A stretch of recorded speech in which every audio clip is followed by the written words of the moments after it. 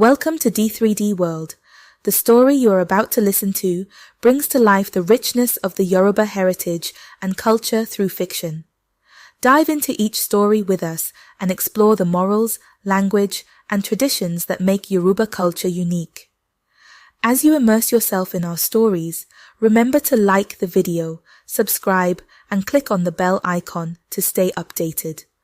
We value your thoughts and experiences, so don't hesitate to leave a comment below and share your insights or tell us about your favorite Yoruba stories. Together, let's pass on these precious values to the next generation and strengthen our Yoruba culture.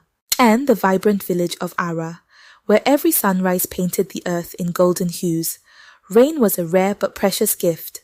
The villagers prayed, sang, and even performed dances to summon the rain, but none were as skilled as the legendary rainmaker, Leke.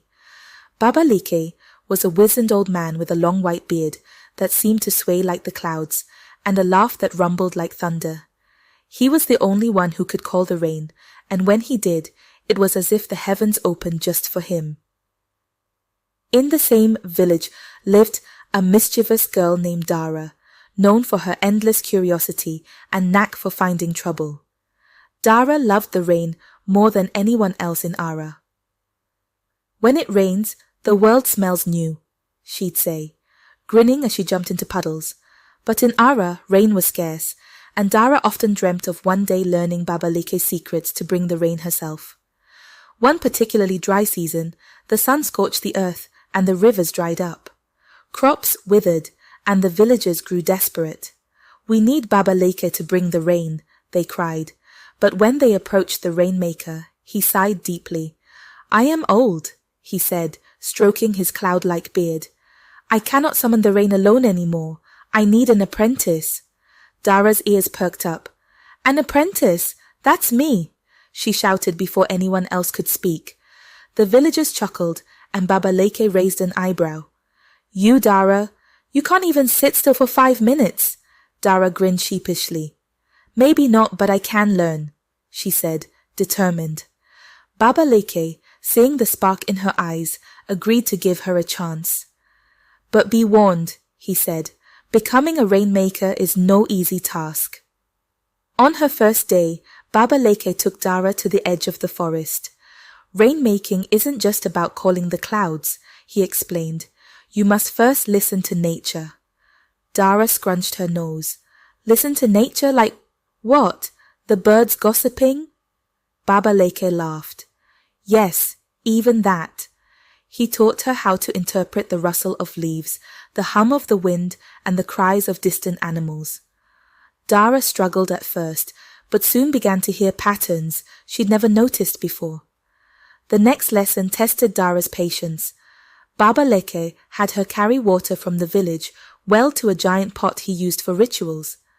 "This is easy," Dara said, running back and forth. But as the days passed, her arms grew tired and she started to complain. "Why do I have to carry water? I thought I was learning rainmaking." Leke smiled. "Rain doesn't fall in a rush, Dara. It takes time to gather the clouds." This made her think, and though her legs ached, she pushed through. Finally, it was time for the most exciting part, the rain dance. Leke showed Dara how to drum a rhythm that echoed through the skies and how to move her feet like the falling drops of rain. "It's not just a dance," he said. "It's a conversation with the clouds." Dara stumbled through the steps, tripping over her own feet at first, but her enthusiasm kept her going. By the end of the week, she had the villagers clapping along to her playful, rain-inviting beats. One day, Leke woke Dara before dawn. "Today is the day," he said.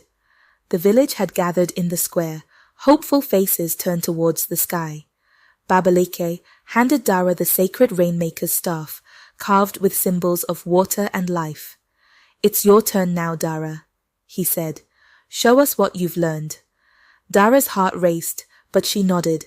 She stepped into the circle, closed her eyes, and began drumming and dancing with all her might. At first, nothing happened. Dara kept dancing, her face growing red with effort. The villagers began to murmur. Maybe she's too young, someone whispered. Just as Dara began to feel doubt creeping in, a gust of wind swirled through the square, knocking over baskets and flipping hats. Dara froze. The villagers gasped as a single drop of rain fell onto her nose. Then another, and another. Within moments the sky opened, pouring rain over Ara. The villagers cheered, dancing and singing as the rain washed away their worries. As the rain fell, Baba Leke approached Dara, his eyes twinkling.